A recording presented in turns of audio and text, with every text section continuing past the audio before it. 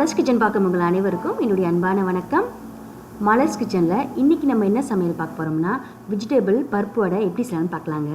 இன்றைக்கி நான் பண்ணுற வெஜிடபிள் பருப்பு வடை உங்களுக்கு பிடிச்சிருந்துச்சுன்னா மறக்காமல் இந்த வீடியோ கீழே ஒரு லைக் போட்டுருங்க. அப்புறம் இது வரைக்கும் நீங்கள் மலர்ஸ் கிச்சனுக்கு சப்ஸ்கிரைப் பண்ணலன்னா மறந்துடாமல் சப்ஸ்கிரைப் பண்ணிடுங்க. இப்போது வெஜிடபிள் பருப்பு வடை எப்படி செய்யலாம்னு பார்க்கலாம் வாங்க. வெஜிடபிள் பருப்பு வடை பண்ணுறதுக்கு நான் வந்து அரை கப் பட்டாணி பருப்பு எடுத்திருக்கேங்க. இந்த பருப்பை வந்து நம்ம இப்போ 1 மணி நேரம் தண்ணியில் ஊற வச்சுக்கலாம்.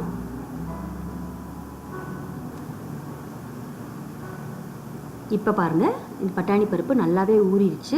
தண்ணியை நல்லா வடிச்சிட்டு இதை வந்து நம்ம அரைச்சிக்கலாங்க.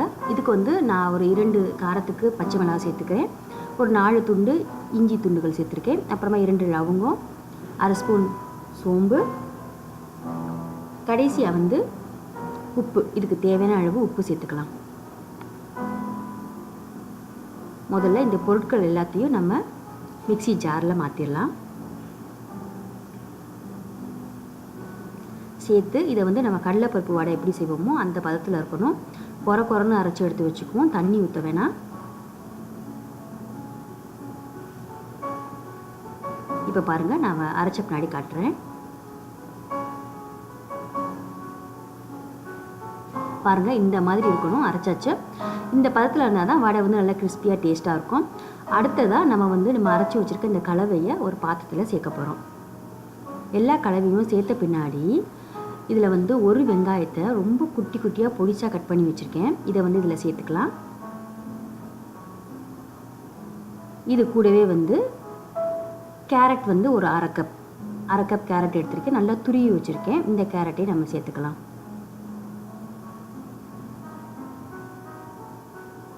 சேர்த்தாச்சு. அடுத்ததாக இந்த வடை கொஞ்சம் வாசனையாக இருக்கிறதுக்காக கொத்தமல்லி இலைகளை ஒரு 3 ஸ்பூன் தான் சேர்த்துருக்கேன். அப்புறம் கருவேப்பிலை இலைகள், இதையும் வந்து சின்ன சின்னதாக கட் பண்ணி வச்சுருக்கேன். சேர்த்து இதை வந்து நம்ம நல்லா கலந்துக்கலாம். கலந்து நல்லா அழுத்தி பேசிச்சுக்கலாம். இந்த வடை செய்கிறதுக்கு ஒரு அரை மணி நேரம் தான் தேவைப்படும். ரொம்ப டேஸ்ட்டாக இருக்கும், சாப்பிட்றதுக்கு ரொம்ப நல்லாயிருக்கும். இது வந்து கண்டிப்பாக ரொம்ப ஹெல்த்தியானது. குழந்தைங்களுக்குலாம் இது மாதிரி செஞ்சு கொடுங்க, ரொம்ப விரும்பி சாப்பிடுவாங்க. இப்போ பாருங்கள், இந்த கலவை எல்லாத்தையும் நல்லா அழுத்தி பிசைஞ்சு கலந்துக்கலாம்.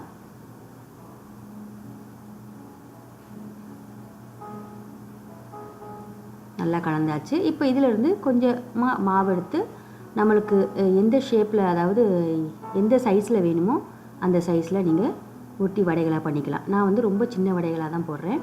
எடுத்து கையில் தட்டிக்கலாம். பாருங்கள், சூப்பரான வெஜிடபிள் பருப்போடு ரெடி ஆயிடுச்சு. இதை வந்து இப்போ நம்ம பிளேட்டில் மாற்றி வச்சுக்கலாம். இதே மாதிரி மீதம் இருக்க மாவுலையும் நம்ம எல்லா வடைகளையும் தட்டி எடுத்து வச்சிடலாங்க. இது கூட நீங்கள் தேங்காய் சட்னி வச்சு சாப்பிட்டிங்கன்னா ரொம்பவே நல்லாயிருக்கும்.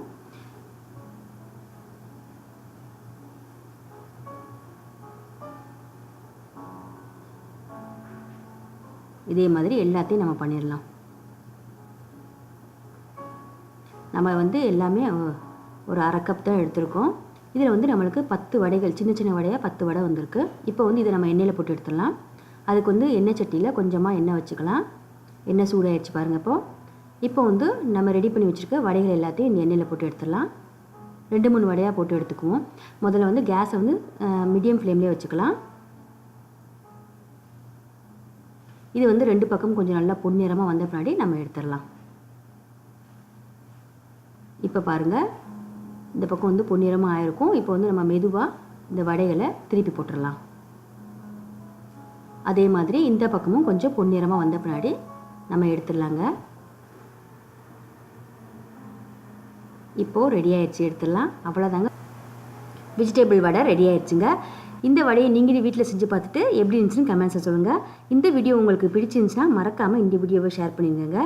மீண்டும் இன்னும் ஒரு நல்ல சமையலோடு அடுத்த முறை மலர்ஸ் கிச்சன் சந்திக்கலாம். அது வரைக்கும் நன்றி, வணக்கம்.